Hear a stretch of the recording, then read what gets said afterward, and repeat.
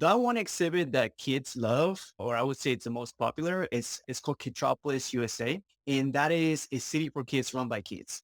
For us, from an educator perspective, it's an exhibit about financial literacy because we give kids an ATM card. This ATM card has $40 and they go to the exhibit, they spend their money. Once they spend the money, they have to get jobs and earn a paycheck just like in real life. And yeah, but for kids, they can play whoever they want to be. They can be reporters, they can be bankers, they can be vets, they can own a business, they can do so many things. So for kids, it's just more about role playing. But from an educator perspective, it's about them learning about money.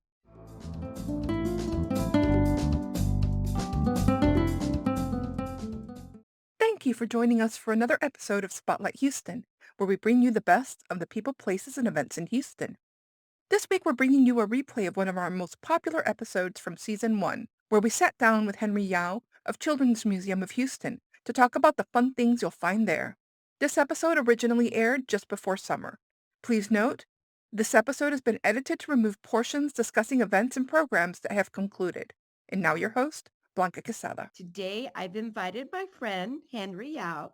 He's the Director of Marketing Communications and Public Relations for the Children's Museum, Houston, because I know he can tell us all about everything that the museum has to offer to children of all ages.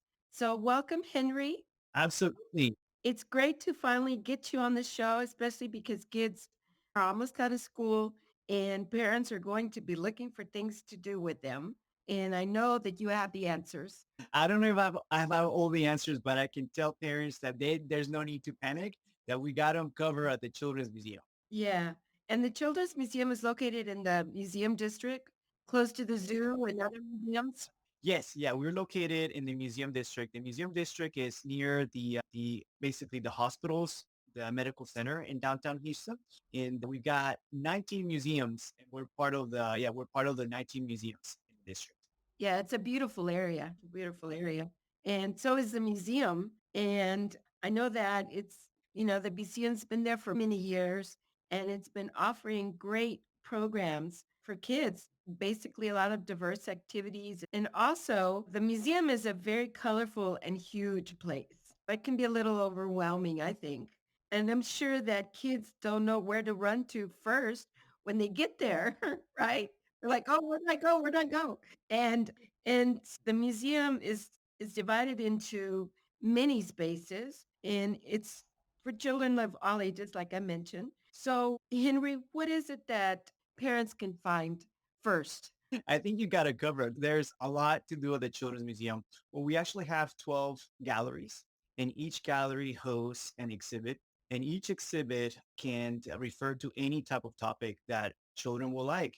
We have our cultural exhibit, we have our math exhibit, we have our science exhibit, and so there's all these topics that parents can find, but they're packaged in a way that children don't even know that they're learning. They'll just think this is a really fun space for them to play, but we're actually trying to tricking them into learning and while they have fun. Yeah, it's fun learning, fun learning. And so is each of these exhibits specifically divided into like kids ages or is it for all ages? That's an excellent question. So I would say that they're not divided into ages, but there are components within the exhibits that are specific to different types of ages. So it is a mix and match of different activities within the exhibits, but there's not very specific to an age. We do have one exhibit that is really 100% dedicated to a specific age range, and that is our toddler exhibit called Totspot, and that's located on the upper level of the museum, and that is for newborns to 35 months and under. Great. And so these exhibits, do they constantly change? Are they permanent exhibit? What kind of exhibits really attract the kids the most? Yeah, well, most of them are permanent exhibits. In contrast to a lot of the museums in the museum district, we're event-based as opposed to exhibit-based. Whereas if you go to other museums, they'll have a different exhibit every 3 months. Our exhibits are there year-round. However, we have an event every single Saturday of the year, and those events completely change. During the year, we have about between 90 to 96 events or performances throughout the entire year. Yeah. And so that it's a really good formula because it keeps the kids and the parents coming every week. Yeah. So it's a lot.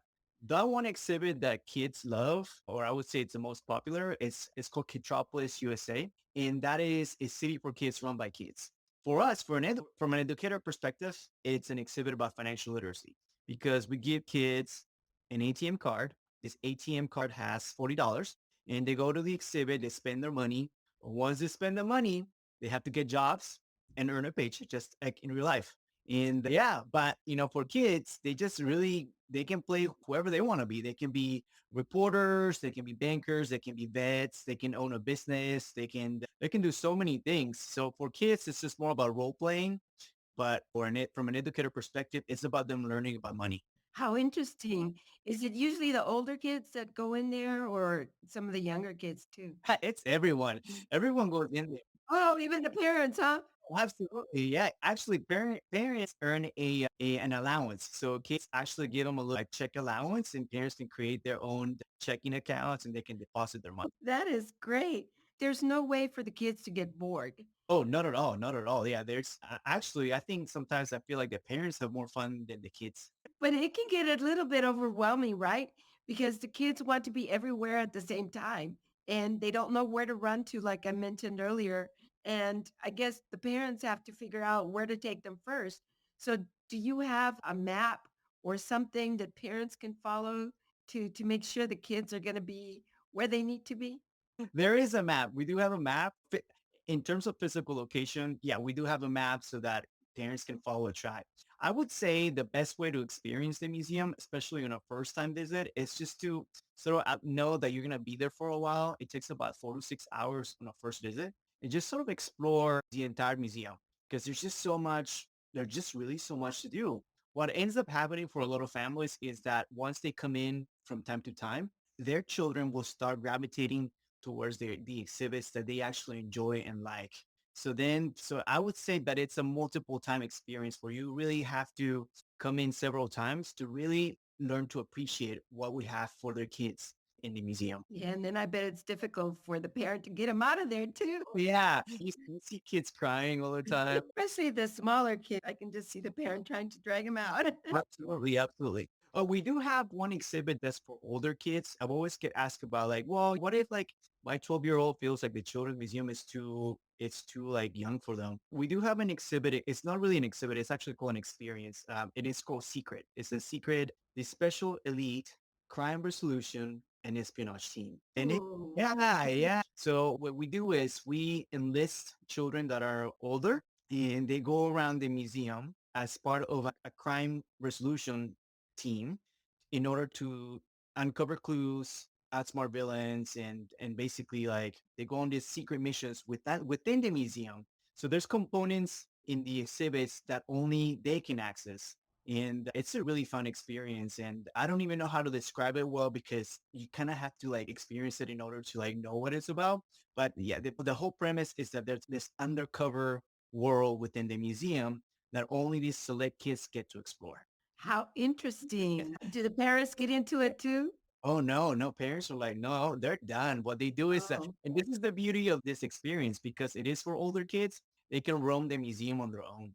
So parents can just sit back and relax and then the kids just like do their thing. They actually enjoy that they get to like be independent around the museum. get that freedom, right? Your one ticket to the museum gets you access to all of these things. Whereas other museums might charge for a workshop or an appearance, the Children's Museum is all inclusive. So everything that I mentioned in there will be included with your general admission ticket. We're going to have all of these events listed on our web calendar and they literally can buy their tickets in advance for the event or any the tickets they don't even have to be for that one event, they can just be for any day so they can just come at any time. Okay. Are there discounts? Can parents get discounts?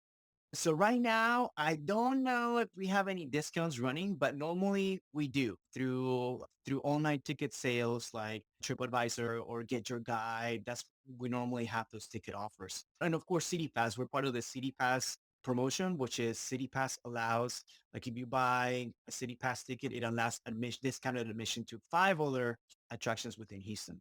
What about the I think it's called Snap? Snap, yes. Yes. So we have Snap WIC benefits. So if you present like a current letter, you can get free admission to the museum. Okay. And do you have free days? Yes. So, and this doesn't apply just for summer. This is year round. So every Thursday during free family night, we are open to the public for free. And this happens within the time frame of 5 to 8 p.m. That we open a little bit later on Thursdays to allow for this. So this everything that you see on a free family night is what you see on a regular paid day. So they're not missing on anything. And it's a great opportunity. If you haven't experienced a museum, you can do this on an evening after you get off work and just really take a look at what we have to offer. It's a great, it's also a great opportunity for families who don't want to spend any money. They can come during our free family night and just enjoy everything that we have to offer. What kind of great days do you have coming up for free family night? So like, you mean like special events? Yes. So normally we have, I'm sorry, I don't have that list with me, but normally we have spotlight performances on Thursdays, free family nights. And the same performance that you would see on a Saturday event is actually the performance that you'll see on Thursday. We actually do it that way so that families can preview the event before anybody else. Oh, wow, that's great. What a great opportunity. And so you still have a couple of programs happening through the end of this month, right? Yes. So because we have we are event driven. Every week we have a theme and what we call these themes Wonder Weeks. So we have them for the rest of the month. And I don't have the name. I don't have the events with me right now, but I can look them up real quick. Yeah, no. So you have like social development workshops, different workshops, the science events, and play Wonder Week. Yes. So we have, I can tell you a little bit more about Picnic Science. So the Picnic Science event happens throughout the year and it's an amazing program. It's basically trying to get kids out in the outdoors. We have an exhibit called Eco Station and it celebrates basically Texas native plants, just Texas ecosystems and a little bit about sustainability. And so in this programming, Picnic Science, it's an opportunity to get kids outdoors and learn about environmental science and through different workshops with STEM educators. And it's all hands-on in that they do little hands-on experiments where they can explore different things about how plants grow, things about how to recycle or generally how the water system works. So a lot of different opportunities to learn about science and get kids interested about it, but also in place, like outdoors, just to get them inspired to to appreciate nature. And again, like you said, they're having fun without realizing they're actually learning something. Exactly. I know we trick them. So for people that or parents that can't make it to the museum every day, or maybe they can only go once a month or something like that. So they can go into your website and look up virtual workshops. Yes. So we do have a few virtual workshops. A lot of things have changed since the pandemic. When the pandemic happened, we moved all into digital. So we were pushing a lot of those virtual workshops. Currently, our virtual workshops primarily happen through our outreach programs. The outreach program is basically we have about, I would say, 1,200 community partners. And through some of those community partners, we offer after school programs. And some of those after school programs are actually through virtual. So parents have the ability to log in online and we do an activity with an educator. It's really hands-on with normally those supplies that they'll do in the activity are things that can be actually found at home. And yeah, so it's a great opportunity to connect with an educator online from the comfort of their own homes. Where do the educators come from? Are they from different schools around Oh Houston? my goodness. They come from everywhere. You name it, from all over the world, actually. Our educators, usually most of them probably either have a master's degree and have been in education for a while. And they just come to the museum with this eagerness to like teach kids and share what they know and out of a classroom environment, right? And so that's kind of like the beauty of it. Like you have your educators who've been there in the field, but then you have sort of the liberty without having to be so constricted to like certain rules. Our educators, they speak several languages. We've done workshops in Urdu, Spanish, Vietnamese, you name it. We've done several. Yeah, our team is so diverse and we want to be representative of the community. So what do kids need to do or parents need to do to be part of these? programs? Well, they can definitely look up on our website. We have if they go under the community section, they can find more information about which program might apply for their child. And it really also depends on the program because the program might be offered through the school or they can be offered directly through us, but they can find all those details through there. So Ultim Access is actually the umbrella program for all of our virtual programs. It was started during the pandemic when we were doing all these videos virtual programs, all these videos for kids to learn, and we were distributing them all via social media. So what ended up happening is we ended up gathering more than 5,000 basically videos. We knew that we had to create something that where people would really understand what it was, so that it would live long on our website after the post-pandemic. So what we did is we created All Time Access. And All Time Access currently as it exists is it's a program of resources that educators, parents, or anybody interested in different topics can find on our website. So what you'll see there is you'll see a collection of over 5,000 videos through our website and also on our YouTube channel. But also you'll find also free resources, what we call a curriculum, educator curriculum, where educators or even parents or homeschool kids can find activities related to different topics and they can search them by age. They can also search them by topic. And these resources are all free and available for everyone. So anyone can go online and find it. Yep, absolutely. Okay. And then you also have 3D virtual field trips. I love those. Yes. So the biggest questions that we also get is what's inside the children's museum and what are you doing at a children's. So the 3D virtual field trips, it's also an opportunity for anyone to explore, to come to the museum.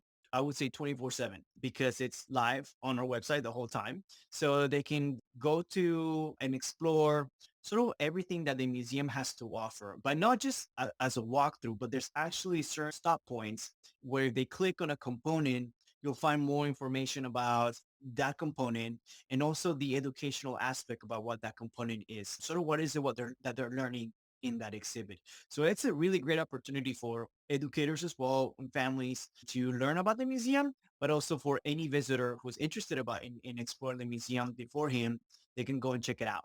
Yeah. The other exhibit that I was thinking about, I know you mentioned you have 12, and is the Kids Hall, the traveling art and culture with the exhibitions from across the world that has lots of activities. Is that one of your most popular ones? That is, I would say it's one of the most popular because it's the one that you have to go through in order to get anywhere else. So our kids hall, it's a place that's constantly changing. It has three tables. We call them they're part of a junction train. And these tables carry out activities that are related to our Wonder Week themes. They're interactive and they change every week. And so then that's why I would consider them one of the most popular because you have to go through there in order to access all the other parts of the museum. But there's a giant gallery wall that has an ability for us to display art space. And that changes about every 3 months. For example, during the beginning of this year, we had art from the Houston Rodeo and it was displayed. Yeah, it's basically the Houston Rodeo hosts a competition every year and they have kids from different high schools and elementary schools draw artwork related to Western heritage. So we had the opportunity to display that in the museum for about 3 months and it changes constantly. How nice. How nice. And the museum also has a library, right? Yeah, so our library is part of it's a branch of the Houston Public Library. Before the pandemic, actually, it used to be one of the top branches where people get would sign up for library cards. And it makes complete sense because parents have the accessibility to books and the library is basically it's right there and they come to the museum all the time. So they would immediately just check out a book. So yeah, pre-pandemic, it used to be where they would sign up one of the branches that had the most signups for library cards. And it's great because the library has partnered with us for many years. We actually have a program with the Houston Public Library called FLIP, Family Literacy Involvement Program. And we have these kiosks that hold different bags. And each bag has a book and an activity related to that book that parents can check out and read with their children, then do the activity, and then return them to the kiosk at any library and get another one. So yeah, it's great. Yeah, it's super exciting and fun, and it's also a free resource for families. Great. Are there any also volunteer opportunities? all the time. I think by the time this airs, the deadline might have already passed. We have, well, for teens. So we have different programs. One of them is called the Discovery Squad, and it's an opportunity for teens to enroll and explore the museum as a docent. So basically they enroll and they help out in the galleries, assisting kids and families with the activities. And maybe there might be a little bit of exhibit cleanup, like they'll have to pick up some toys and stuff. But yeah, it's a great opportunity. Right. It's an internship, right? So you have to do a little bit of the like dirty work. But yes, it's an opportunity for teenagers to earn their volunteer hours at a really fun place. We also have opportunities for adults. Adults can sign up for a volunteer program, and they don't have to. And adults, particularly, they don't have to necessarily meet certain requirement of hours. They can do it an individual day, or they can sign up to like do it multiple days. Yeah. And the teens get to learn too. Yeah, absolutely. Yeah, yeah. They're learning as well. And of course, a lot of parents need to be members of the museum, right? Yes. So, well, the parents, it's funny. So memberships at the museum are usually driven by Of moms. course. Yeah, yeah. So whenever we do like a promotion, we know that mom will actually be the decision maker for everything. And it makes complete sense that that this members they member moms. I'm gonna say this: moms know the value of a membership. The membership pays in itself after 3 visits, and so they know that if you're gonna be there more than 3 times a year, then it's worth getting a membership. We have different levels of membership, but the most popular membership is the membership for either 4 or 6 people. The lowest starts at 170 for a family of four. And so, but like I said, within 3 visits, they'll get their money's worth. Well, I hope lots of dads are listening to this. Right? Yeah. Well, Henry, what do you want people to take away from their visit to the Children's Museum? Well, I just want to remind families that the Children's Museum Houston is a place dedicated solely for kids. We have kids in mind first, as opposed to other places where it could be adults first and then the kids. Everything that we have in the Children's Museum is hands-on. It's an opportunity for their kids to learn, and that it's this we have a gym in our city, and it's a resource for all families to enjoy, and everybody here is welcome. And it's a great impact for the kids, an educational impact for the Oh kids. yeah, and that too.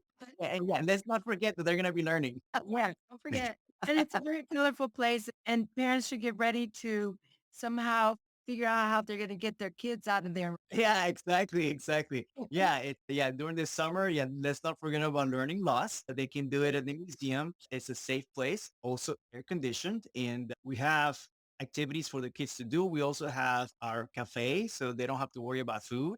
And yeah, so they can make it into a staycation here at the Children's Museum. Yeah. So what is the website? Yes. So for any type of information, they can find us on our website at cmhouston.org. We're also on social media. We have our Facebook, Instagram, YouTube, Twitter. We're not so active on Twitter, but we're on Twitter. But yeah, any type of information that they'll need, they'll find it there. And if they have questions, is there a particular number they can call? Yes, they can call our business number, which is 713-522-1138. 713-522-1138. And yeah, somebody will be able to help answer their questions. Well, thank you so much, Henry, for being here, for giving us this great information on the Children's Museum Houston. And you need to come back so you can talk some more about some of your other programs that are coming up. You got it. Well, dude, thank you so much for having me. It's an honor. Yeah. Well, it was, like I said, it was great to have you. And thank you all as well for joining us for this edition of Spotlight Houston. And please don't forget to stay in touch. Send me your comments and show ideas when you can. Thanks. Thank you. Thank you for joining us for this episode of Spotlight Houston, a production of Story Zone Media.